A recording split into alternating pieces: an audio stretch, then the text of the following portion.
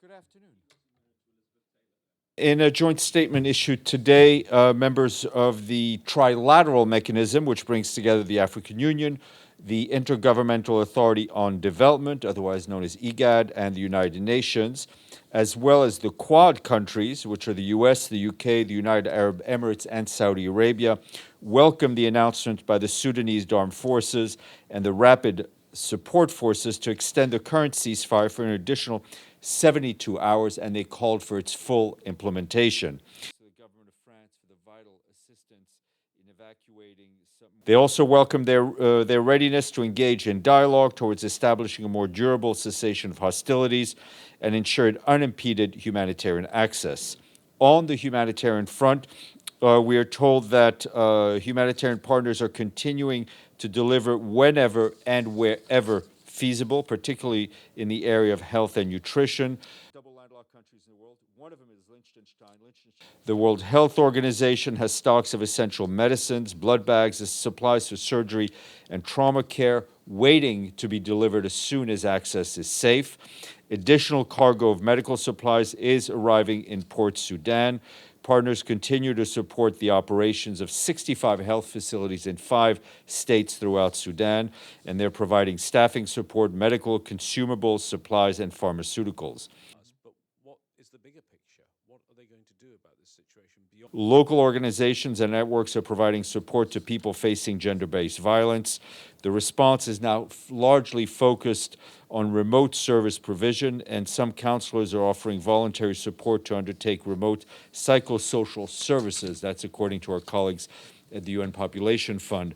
In the Blue Nile state, humanitarian partners have been able to keep integrated health and nutrition programs running.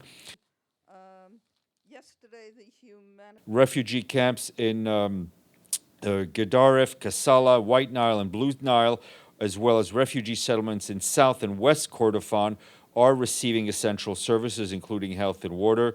In Gedaref, our partners are providing life-saving services to refugees and host communities. In El Janeina in West Darfur, the situation is alarming, with further reports of killing of civilians, including medical personnel. Darfur especially. Meanwhile, the UN Refugee Agency warns that the conflict is having a devastating impact on the civilian population. It includes refugees and internally displaced people across the country, and they are working with partners and governments to deploy supplies wherever it is safe to do so. How will this resolution facilitate the UN to communicate with Taliban? Our humanitarian colleagues are telling us that according to our partners, some 3,000 people have crossed Sudanese border into northern Central African Republic and are living in spontaneous settlements. Local authorities are exploring the possibility of relocating them in Birao, far from the border regions. Our colleagues say that more people are expected to arrive in the country.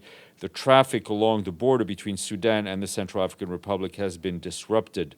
Sudan is an important supplier of essential commodities to the Central African Republic, especially during the rainy seasons, which runs from now through October. So yesterday, shortly after the meeting between the SG and the price of commodities in the CR has now increased, and some items such as sugar and millet have seen prices double.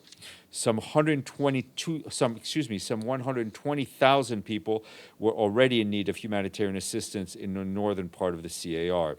We, along with our partners, are currently assessing the capacity to provide support, with teams having arrived today in Birao. Our partners continue to provide emergency medical and nutritional assistance. Currently, the most pressing needs include emergency shelter, food, and, of course, clean water.